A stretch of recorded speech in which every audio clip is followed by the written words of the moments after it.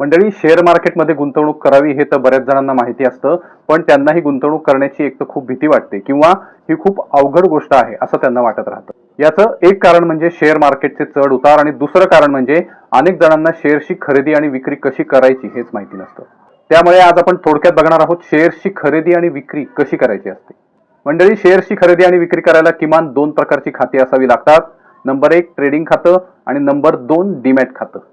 Trading खातं आपल्याला शेअर्सची खरेदी आणि विक्री करायला उपयोगी पडतं आणि डीमॅट खातं आपल्याला शेअर्स ठेवण्यासाठी म्हणजे साठवून ठेवण्यासाठी उपयोगी पडतं. थोडक्यात डीमॅट खातं हे बचत खात्यासारखं असतं, फक्त बचत खात्यामध्ये आपण पैसे ठेवतो आणि डीमॅट खात्यामध्ये आपण शेअर्स ठेवतो. आता जेव्हा आपण शेअर्स खरेदी करतो तेव्हा तो व्यवहार ट्रेडिंग खात्यामार्फत केला जातो आणि जेव्हा आपण त्या शेअर्सची डिलिव्हरी घेतो म्हणजे शेअर्स आपल्या नावावर होतात तेव्हा आपण ज्यांच्याकडून शेअर्स घेतले असतील त्यांच्या खात्यातून म्हणजे डीमॅट खात्यातून ते शेअर्स आपल्या डीमॅट खात्यात पाठवले जातात. आता या बाबतीत अजून एका खात्याची आवश्यकता असते, ते खातं म्हणजे बचत खातं.